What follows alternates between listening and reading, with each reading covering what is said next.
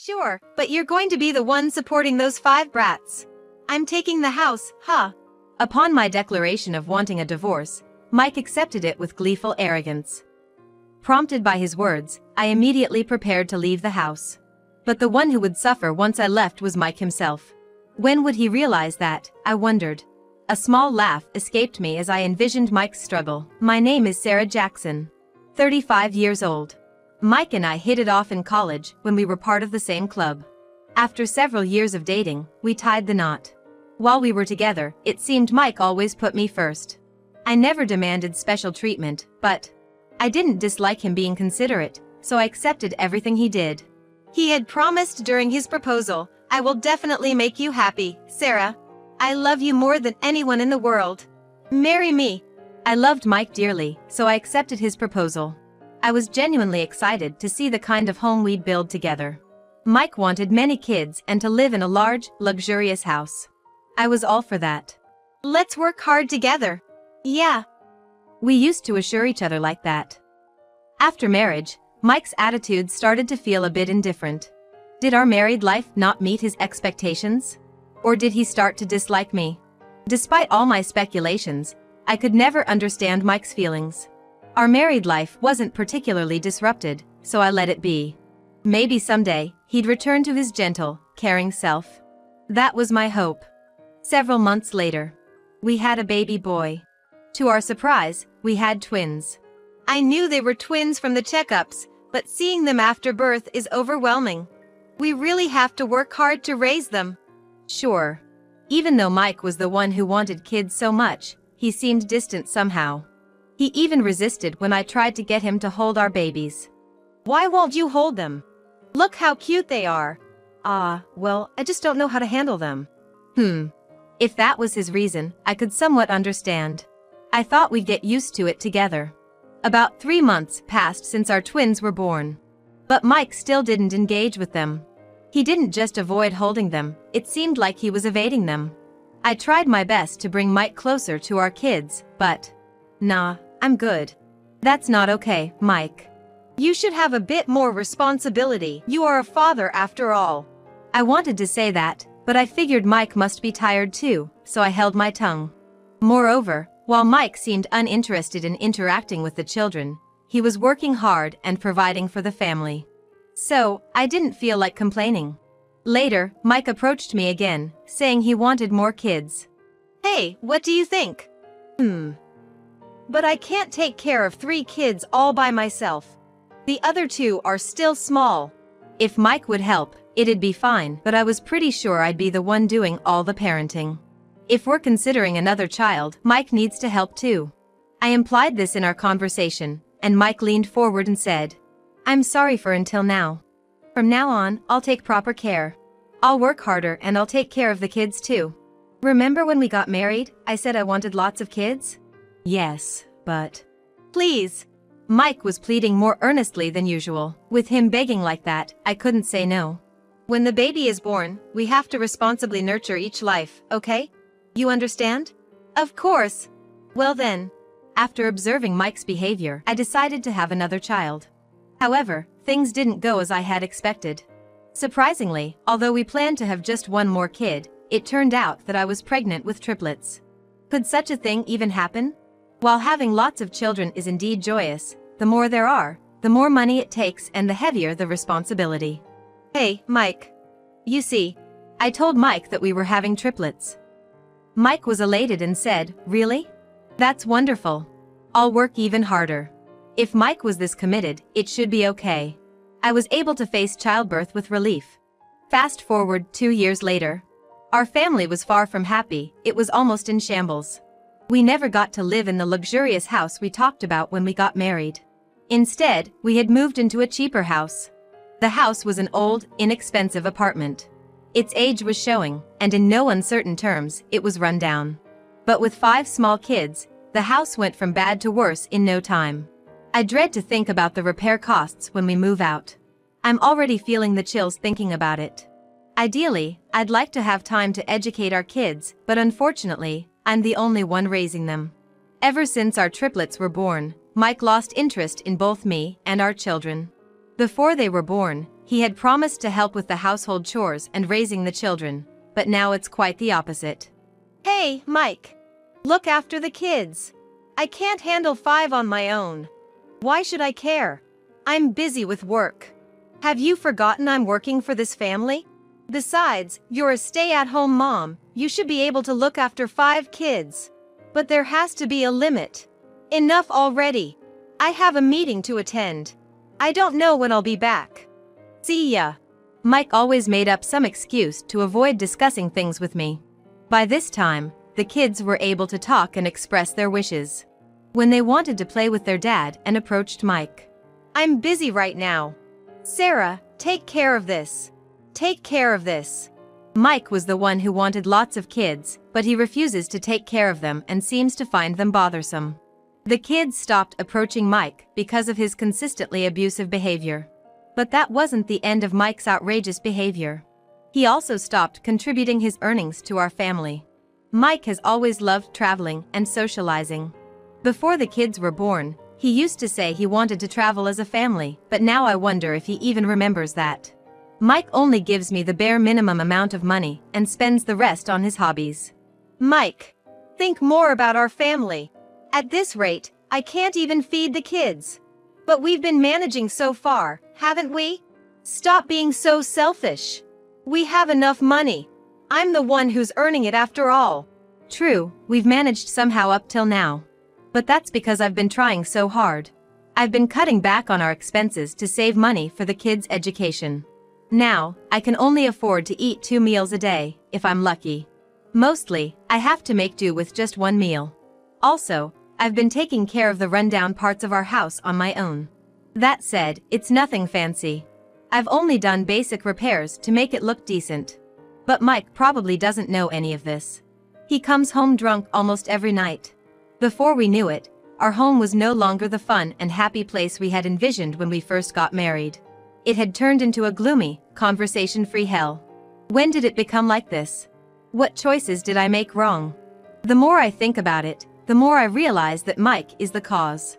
If only he could rethink his views on family and children, things might get a little better. Sigh.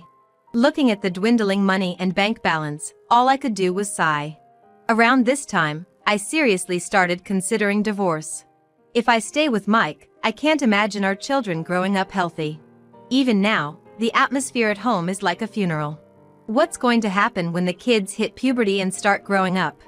I subtly asked the kids how they would feel about living apart from Mike.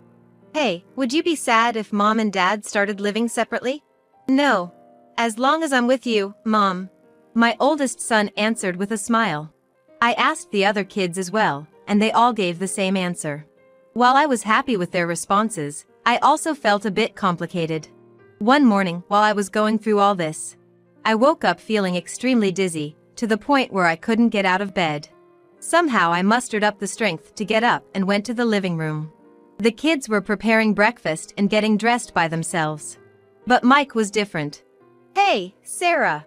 What have you been doing? Where's my breakfast? My clothes? Wait a minute.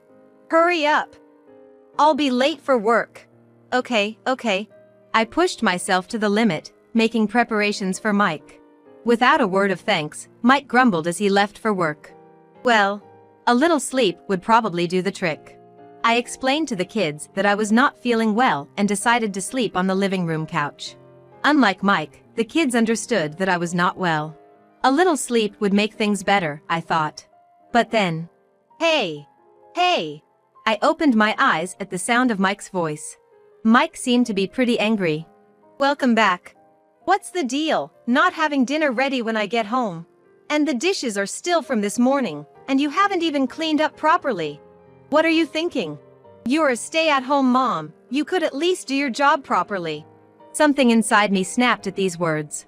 And you, always at work, what gives you the right to say that? What? I appreciate that you're working. But is it necessary to say so much when a family member is not feeling well and is struggling? I'm doing my best too. You promised to help with childcare and housework when we have kids, so why has it come to this? I was a fool for believing in you. It's not fair to the kids. Mike looked startled. He hadn't expected me to fight back so forcefully. But he quickly recovered and countered. I don't know, it's your job to support me, isn't it? You should consider me as your top priority. Me first, even before the kids. Got it? I realized that even the kids, who Mike had been so eager to have, were now irrelevant to him, and it saddened me. Do you really think so? What? Of course. I don't care about the kids anymore. I mean, why did we have so many kids? We didn't need 5. My husband, speaking such things casually in front of our children. Something's wrong with him as a person, let alone a parent. At the same time, thanks to Mike's remarks, I realized what he thinks about our family and children. He really didn't care about the kids or me. I couldn't stand it anymore and said, "Let's get a divorce. I've had enough." Mike responded without surprise, but rather with a confident look. Fine, but you can have the 5 brats. As for the division of property, I'm taking the house. He accepted more easily than I thought, but it seemed he was misunderstanding something. Does he even understand the meaning of the division of property? I'm in such mental distress, I could ask for alimony. Well, if he takes the unusually expensive house, that's fine with me. The next day. Luckily, I was feeling better, so I went to see the divorce lawyer. On the way home, looking at the divorce paper, I was relieved to finally be able to separate from Mike. At the same time, it reminded me of the past. We used to talk about wanting to build a happy home when we first got married. On the way back from the lawyer's office, I realized I was crying as I thought about various things. When Mike came home at night, I handed him the business card of my lawyer and said, "From now on, all matters concerning the divorce will be dealt through the lawyer." And so, we divorced, but I had no worries at all. Because I had a strong ally on my side. The one who will be in trouble when I leave the house is Mike himself. I wonder when he will realize that. I couldn't help but laugh at the thought of Mike struggling. From the time I started contemplating divorce, I began consulting a certain person.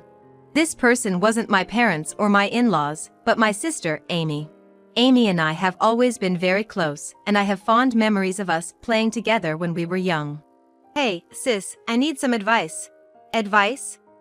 That's unusual for you, Sarah. Despite her surprise, I told Amy about my issues with Mike. He wanted children, but he didn't contribute to childcare. He was constantly working and didn't pay attention to our home life. He only gave me the bare minimum in terms of money, and basically spent everything else on his hobbies. As I explained my situation, I could tell Amy was getting visibly angry. And as soon as I finished talking, Amy raised her voice. Wait! Isn't that just the worst? I know, right? Amy huffed in anger. Why didn't you tell me about this sooner? I'm sorry. I didn't want to cause any trouble. That's so like you, Sarah, always thinking about others before yourself. Even though she seemed exasperated, Amy understood my situation. You're planning to get divorced, aren't you? When are you going to do it? I don't know. Well, if anything happens, feel free to come to me right away. I'll prepare so you can bring all the kids, too. Amy's words, followed by her reassuring smile, gave me strength. I contacted Amy and arranged to move into her house. The kids are fond of Amy too, which gives me peace of mind. Seeing how exhausted I was from my life with Mike, Amy actively helped out with household chores and looking after the kids.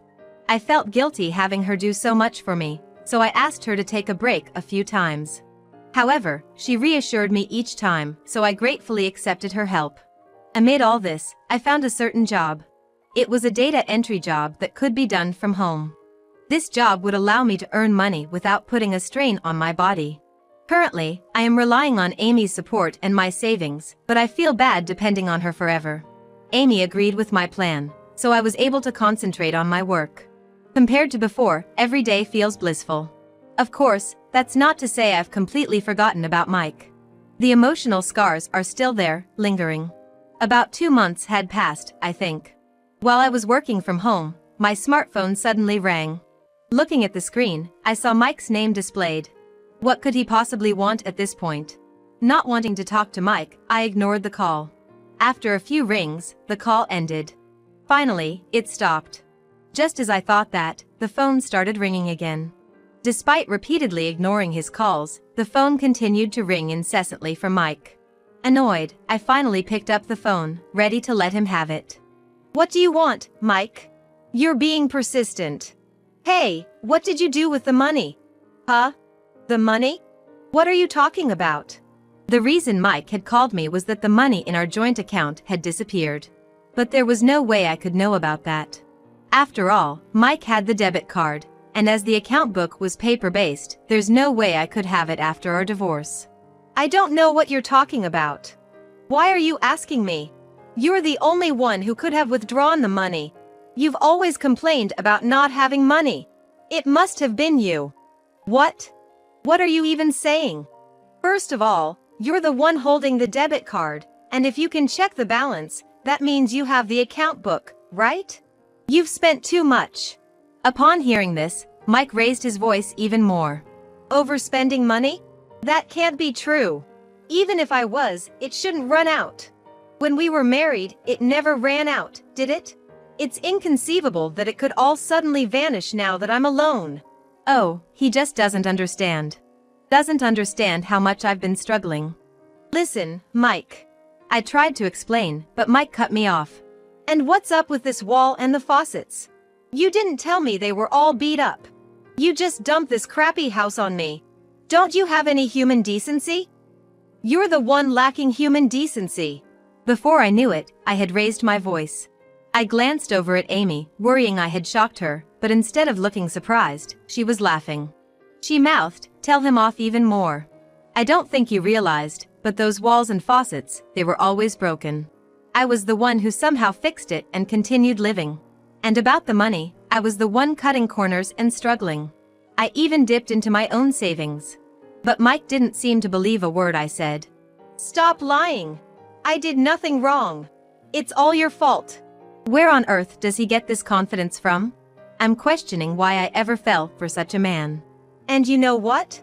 If you had worked harder as a housewife, none of this would have happened. I'm a divorcee, you know? A divorcee. This is ruining my reputation with women. On the other end of the phone, Mike is still ranting on. What could I possibly say to make him understand? While I was thinking, Amy came up to me. Once again, she mouthed, "Can I borrow your phone?" Amy must have heard everything Mike was saying. I thought she had something to say, so I handed her my phone. Mike? Can you hear me? Huh? Who is this? I was talking to Sarah. Do you think it's okay to talk like that? Do you know who I am? With that, Mike finally fell silent. After a brief pause, he spoke again. His voice clearly terrified, even over the phone. Could it be? Amy. That's right. You sure gave my sister a hard time, didn't you? Mike has always said he was scared of Amy. His reason was simple, he just found her intimidating.